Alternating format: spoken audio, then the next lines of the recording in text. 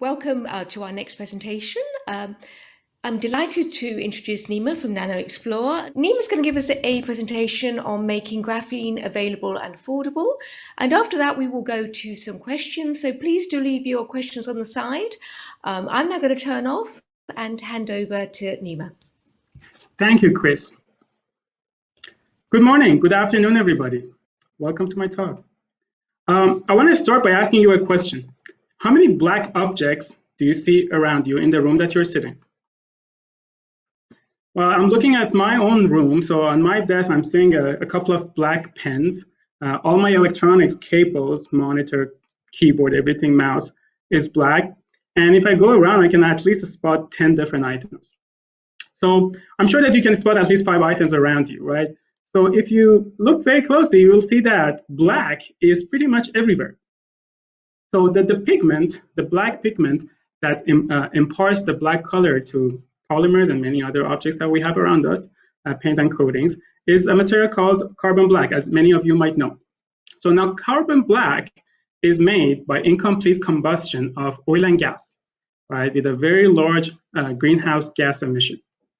And how much of it is produced every year? A lot. So 18 million tons of carbon black is used every year across the globe. It's a $17 billion business. And here is where it gets actually more interesting. Carbon black is a nanomaterial. 70%, more than 70% of the carbon black that is produced annually has a particle size of less than 100 nanometers. So by definition, it's a nanomaterial. And it's not only a nanomaterial in one dimension, it's actually a nanomaterial in all 3 dimensions, unlike graphene.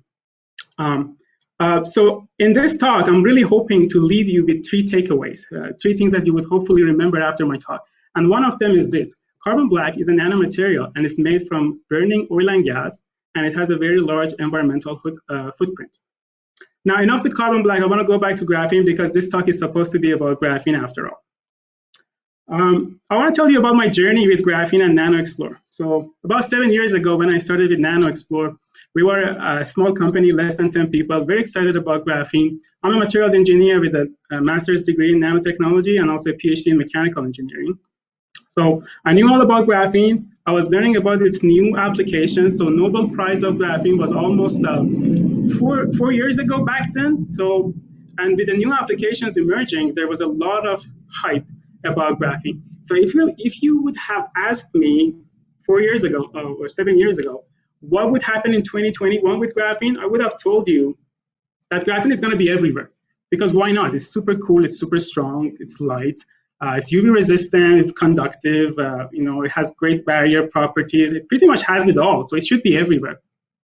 So what I didn't know at the time was that it's really all about price and volume of production, right? So basically, nobody cares how cool your graphene is if you're selling it at 800 euros per kilogram, and if you're only making it in your lab, right? Not interested.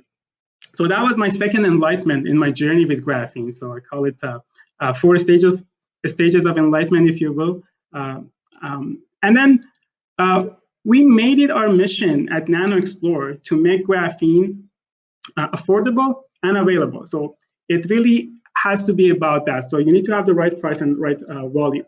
But as we were doing this, as we were doing the engineering for scaling up graphene manufacturing at NanoXplore, I realized that there hasn't been much done in terms of regulation of graphene. So every time you have a new material, you have to get it regulated. Otherwise, you cannot sell in tons, right? So that's a fact. And in 2017, I guess it was, I was really shocked to learn that there hasn't been much regulatory work done, or not even studies with toxicology of graphene that can be used for regulatory agencies.